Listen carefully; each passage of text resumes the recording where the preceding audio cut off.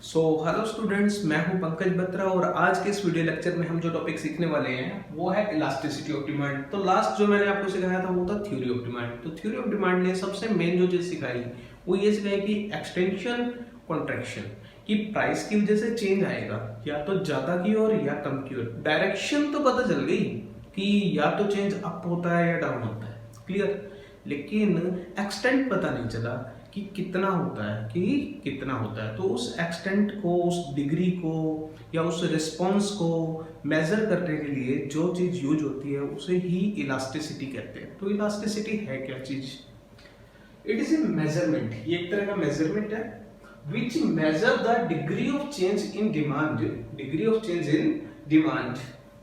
Due to change in some independent factor. तो कई factor हो सकते हैं जिसकी वजह से हम चेंज को मेजर कर रहे हो सकता है प्राइस चेंज हुआ, मेरी डिमांड चेंज हो गई। हो सकता है इनकम चेंज हुई, मेरी डिमांड फिर चेंज हो गई। हो सकता है रिलेटेड गुड का प्राइस चेंज हो गया तो भी मेरी डिमांड चेंज हो गई।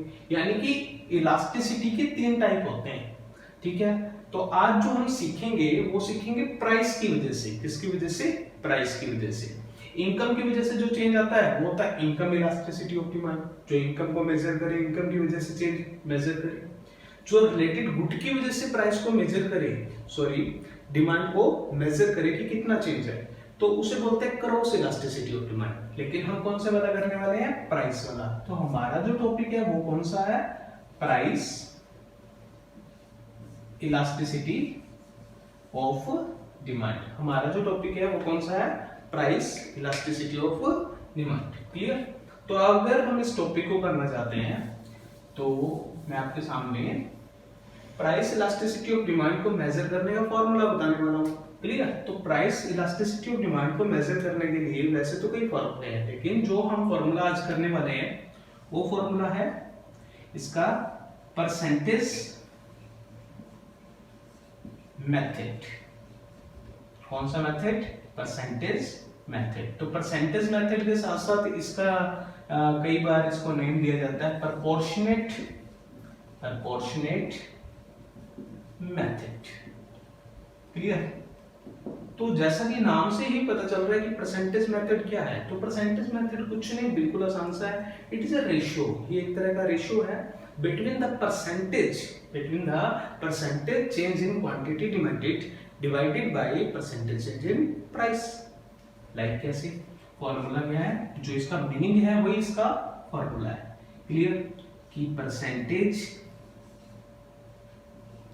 Change in QD divided by percentage change in price.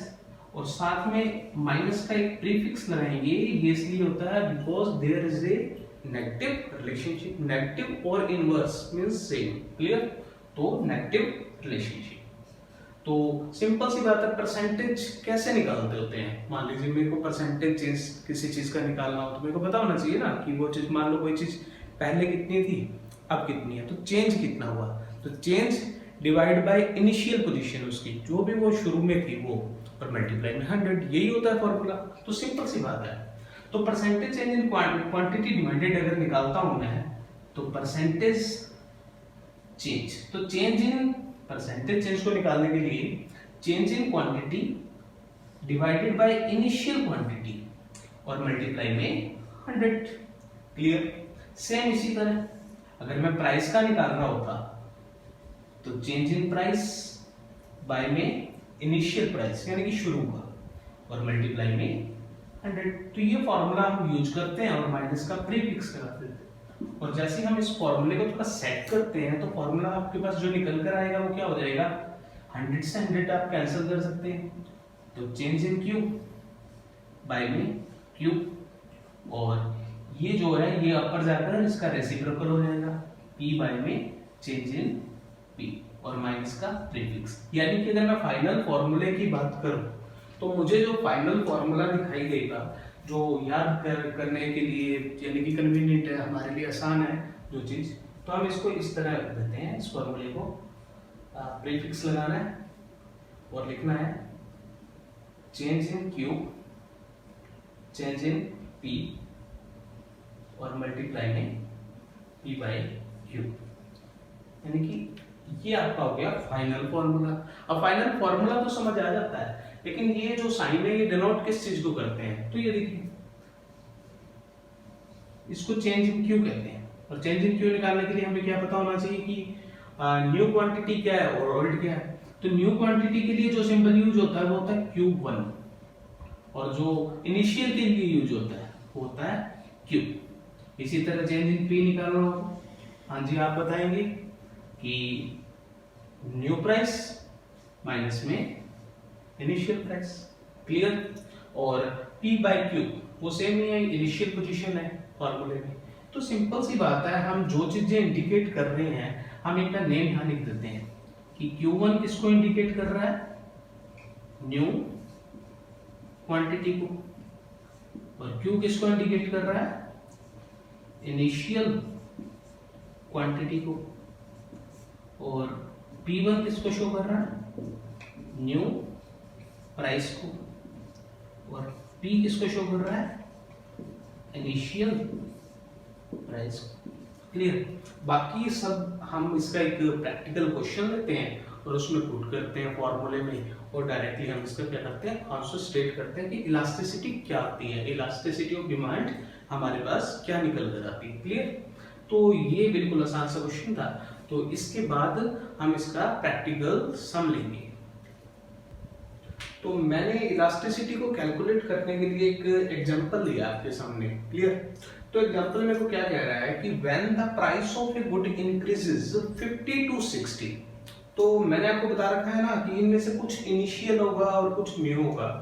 तो 50 to 60 हो गई है कोई चीज, तो न्यू तो हो गया 60, यानी कि अगर आप देखिए नया जो प्राइस है P1 वो तो होगा 60, और जो पुराना है इनिशियल उसे आप किससे डिनोट करेंगे, P से। तो P कितना है, 50, क्लियर। सेम इसी तरह then it's demand decreases from 100 to 50, 100 to 50 units हो गई, यानी कि पहले तो 100 थी, बाद में क्या हो गई 50। तो पहले कितनी थी, पहले वाली को अपन किससे डिनोट करते हैं, Q से, जो कितनी थी 100, और जो न्यू क्वांटिटी है उसे किससे डिनोट करते हैं, Q1 से, वो कितनी है 50, क्लियर। तो मेरे सामने ये सभी जो चीजें रिक्वायर्ड है वो सभी आ चुकी हैं, क्लियर।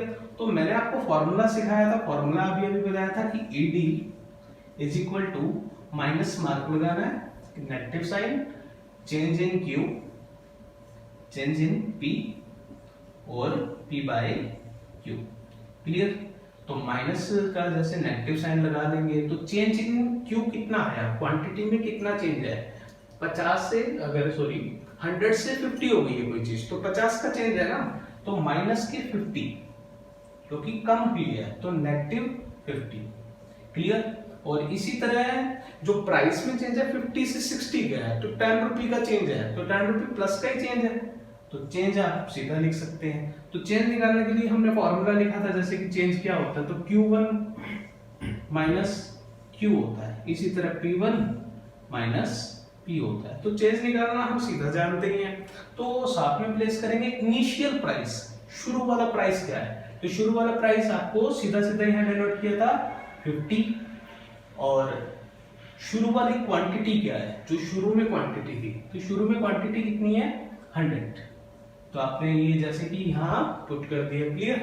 तो जैसे पुट किया तो अब मैं इसको कैंसिल कर लेता हूँ, आप कैंसिल करना जानते ही हैं, ठीक है। तो जैसे जैसे मैं इसको कैंसिल कर रहा हूँ तो मेरे पास आता है यहाँ नंबर 2.5, तो माइनस और माइनस प्लस, तो 2.5 जो नंबर है वो आपकी क्या है, इलास्टिसिटी ऑफ डिमांड है, इलास्टिसिटी ऑफ डिमांड है, क्लियर। तो आप इसको कैलकुलेट करना भी सीख गए हैं। तो इसी तरह कुछ प्रैक्टिकल क्वेश्चंस आप इसके और ट्राई करें, आप अपनी तरफ से प्रैक्टिकल क्वेश्चन ले सकते हैं। और एक खास बात, हो सकता है कि इलास्टिसिटी ऑफ डिमांड गिवन हो, क्लियर, तो उस केस में आपको न्यू क्वांटिटी भी फाइंड करनी पड़ सकती है, साथ ही साथ आपको इनिशियल भी फाइंड करनी पड़ सकती है, यानी कि कोई भी इनमें से वेरिएबल मिसिंग हो सकता है और उस मिसिंग वेरिएबल को आप कैलकुलेट करने की कोशिश करेंगे, क्लियर।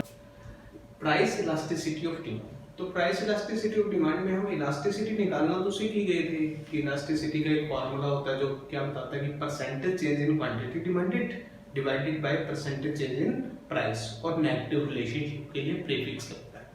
तो जो हम आंसर उससे कैलकुलेट करेंगे तो वो आंसर कितने टाइप का आ सकता है, तो यानी कि वो डिग्री के या फिर उस एक्सटेंट के जिसे हम मेजर कर रहे हैं, चेंज को मेजर कर रहे हैं, वो आंसर किस टाइप में ड्रॉप होता है। क्लियर? या तो जीरो आ सकता है, या हो सकता है इनफाइनाइट आ जाए, क्लियर, या हो सकता है 1 आ जाए। इसके अलावा क्या आएगा, मोर देन 1 या फिर लेस देन 1। यानी कि हम डिग्री के टाइप्स जब अगर बात करते हैं तो 0, इनफाइनाइट, 1, मोर देन 1 और लेस देन 1 में ही डिवाइड हो जाते हैं। क्लियर? और इसी के बेस पे हम उसे नेम दे देते हैं कि भाई इलास्टिसिटी ऑफ डिमांड कैसा है, यूनिटरी है या मोर देन यूनिटरी है या फिर लेस देन यूनिटरी है, या फिर हम उसे नेम दे सकते हैं 0 है, इनफाइनाइट है, यानी कि परफेक्टली इलास्टिक है या परफेक्टली इनइलास्टिक है। इस तरह के नेम होते हैं, तो वो नेम देने का सीधा सा तरीका है। तो मैं आपके सामने एक डायग्राम भी बनाऊंगा और साथ ही साथ नेम भी दे देंगे। मान लीजिए आप आंसर कैलकुलेट कर रहे हैं, तो percentage change in quantity demanded, percentage change in price. मान लीजिए प्राइस में चेंज हो रहा है लेकिन क्वांटिटी में कोई चेंज नहीं हो रहा, मतलब रिएक्ट ही नहीं हो रहा। कि मान लीजिए चीजें महंगी भी हो रही हैं, आज का जो टाइम है कोरोना का टाइम है, तो चीजें महंगी हो रही हैं फिर भी हम लोग परचेज कर ही रहे हैं, तो सिंपल सी बात है। इट मींस क्वांटिटी पे कोई फर्क नहीं पड़ रहा, प्राइस पे फर्क पड़ रहा है। इट मींस अगर मैं आंसर निकालूंगा तो क्या क्या प्लेस करूंगा भाई, क्वांटिटी में परसेंटेज चेंज तो 0 लेकिन नीचे 10% रेट इंक्रीज हुआ है, लेकिन आंसर फाइनल आंसर क्या आएगा 0/10।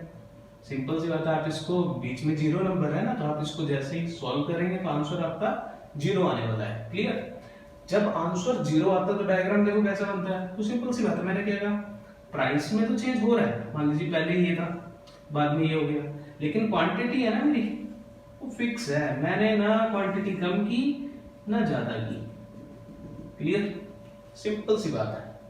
तो आपका जो डिमांड कर्व है वो किस तरह का दिखाई देगा, एकदम वर्टिकल। कैसी कर्व आई, वर्टिकल कर्व। वर्टिकल कर्व क्या कहती है कि क्वांटिटी में चेंज हो ही नहीं रहा। इट मींस आप प्राइस कर लो ज्यादा, आप कर लो कम, क्वांटिटी में कोई चेंज नहीं है, उतनी की उतनी है। क्लियर? तब इस वाले केस में जब वर्टिकल कर्व आती है तो इसे हम बोलते हैं perfectly in elastic. Clear? Same इसी तरह मान लीजिए जो क्वांटिटी में चेंज है वो तो है परसेंटेज चेंज हो रहा है यानी कि 10%, लेकिन प्राइस में कॉरस्पॉन्डिंग कोई चेंज ही नहीं हुआ, मतलब कि प्राइस में चेंज हो ही नहीं रहा लेकिन फिर भी क्वांटिटी में चेंज हो रहा है। तो उस केस में क्या होता है, उस केस में आंसर आता है इनफाइनाइट। क्या आता है, इनफाइनाइट। लाइक ऊपर नंबर है, नीचे आप कोई भी इसके नीचे नंबर जो पुट कर रहे हैं वो क्या है 0, तो 0 से डिवाइड दे रहे हैं तो इनफाइनाइट आंसर आने वाला है। तो डायग्राम कैसा बनेगा देखें, तब आपका आप देख रहे हैं जैसे कि क्वांटिटी में तो चेंज है प्राइस में नहीं है, तो प्राइस तो फिक्स, क्वांटिटी हो सकता है आपको पहले ये ले लेते अब आप ये ले रहे। इट मींस प्राइस सेंसिटिव है, प्राइस में चेंज नहीं हो रहा, प्राइस में हो सकता है चेंज हो तो आपकी जो क्वांटिटी है वो हो सकता है 0 भी फॉल हो जाए। Clear? It means price very sensitive है इस कमोडिटी के केस में। तो हम इधर जो आंसर देते हैं वो क्या देते हैं, लाइन कैसी आई, हॉरिजॉन्टल। कैसी आई, हॉरिजॉन्टल। और आंसर कैसा है, यहाँ पे डी कैसी है, इनफाइनाइट को इंडिकेट कर रहा है। इलास्टिसिटी किसको, इनफाइनाइट को इंडिकेट कर रहा है। तो इसको हम क्या बोलते हैं, इसको हम बोलते हैं परफेक्टली इलास्टिक। तो या तो आपका आंसर परफेक्टली इनइलास्टिक या परफेक्टली इलास्टिक। क्लियर? अगर मान लीजिए दोनों सेम चेंज हो जाए, इट मींस 10% अगर प्राइस बढ़ता है तो मैं क्वांटिटी 10% कम लेता हूँ, इट मींस दोनों क्या सिमिलर परसेंटेज में चेंज हो रहा है। ठीक है? तो माइनस का मार्क हम इंडिकेट करते होते हैं 10%, ऊपर प्लस का चेंज है नीचे माइनस का, तो आंसर ऑटोमेटिक 1 आता होता है। क्या होता है, 1। तो इस वाले केस को कहते हैं यूनिटरी, इस केस में इलास्टिसिटी को नेम देते हैं unitary elastic. Clear? Unitary elastic. तो डायग्राम कैसा बनेगा, तो जितना चेंज क्वांटिटी में है, मान लीजिए पहले की क्वांटिटी थी ये प्राइस था, अब ये वाला प्राइस है तो मैंने क्वांटिटी पहले से कम कर दी। क्या कर दी, कम कर दी। तो ये तो था पहले वाला पॉइंट। क्लियर? और ये बाद में मैंने क्वांटिटी कम कर दी और प्राइस हो गया ज्यादा। तो मैंने इसको मैच किया, जैसे मैच किया तो ये बन गया।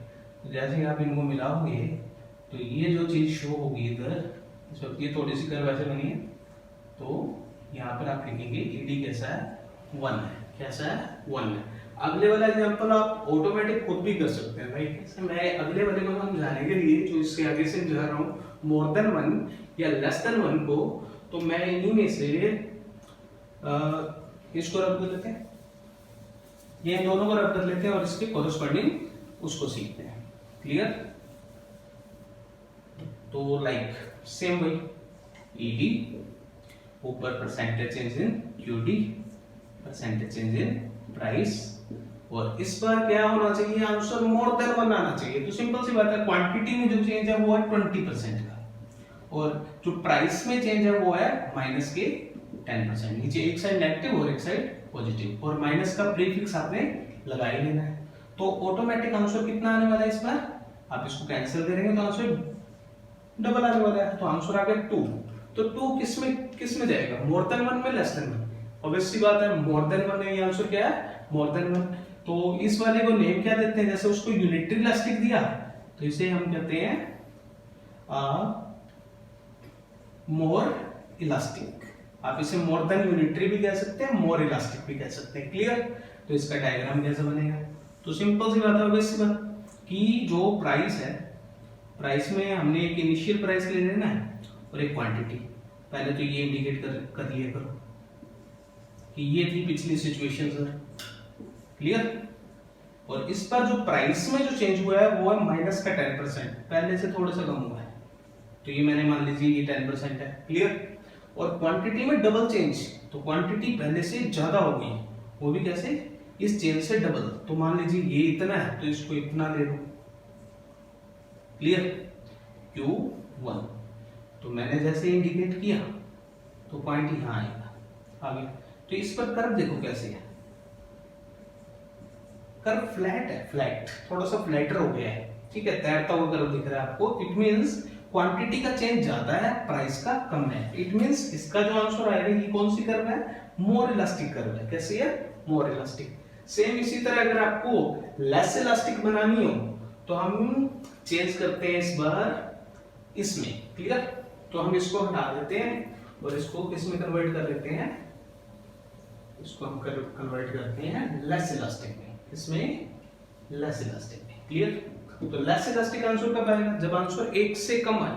जब आंसर क्या है, 1 से कम, तो वो किस केस में आएगा, तो 1 से कम आंसर लाने के लिए अपर नंबर तो होना चाहिए स्मॉल, और जो नीचे जो सा नंबर है वो क्या होना चाहिए, उससे बड़ा होना चाहिए। तो सिंपल सी बात है, मान लीजिए ऊपर तो है 10% का चेंज, कितना है 10% का, और जो नीचे वाला चेंज है ना, जो नीचे वाला चेंज है वो इस बार कितना है 20% है। कितना है 20%। अगर ऊपर प्लस का चेंज है तो नीचे ऑटोमेटिक क्या हो जाएगा, माइनस का। तो माइनस माइनस कैंसिल होता ही है, हमें पता ही है।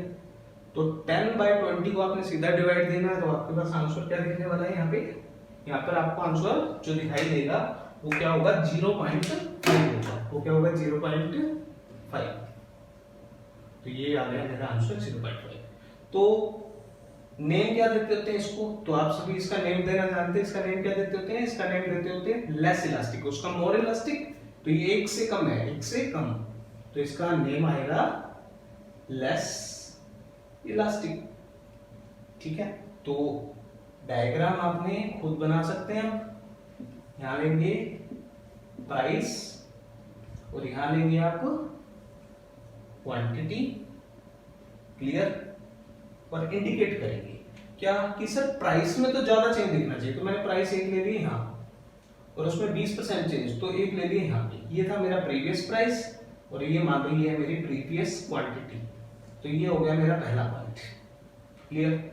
और जो सा प्राइस में ज्यादा चेंज दिखाना तो मैंने ज्यादा दिखाया इतना कि सर नया प्राइस ये है, और क्वांटिटी में थोड़ा कम दिखाना है 10%, तो क्वांटिटी थोड़ी सी ज्यादा हुई है, इट मींस इतना। क्लियर? तो नया जो पॉइंट निकल कर आएगा वो ऑटोमेटिक यहां आने वाला है, यहां। क्लियर? तो जो लाइन है इस बार पहले वाली तरफ फ्लोट कर रही थी क्वांटिटी की ओर, इस बार वाली वर्टिकल होने को हो रही है। इट मींस ऊपर जा रही है। तो ये जो कर्व है ये किसको दिखा रही है, ईडी लेस देन 1 को, और ये किसको दिखा रही थी, ईडी ये वाली कर्व मोर देन 1 को। क्लियर। तो मैंने जो टॉपिक करवाया ये था इलास्टिसिटी ऑफ डिमांड के जो डिग्री होते हैं उसके टाइप क्या है, उसके टाइप क्या है। क्लियर। तो थैंक यू।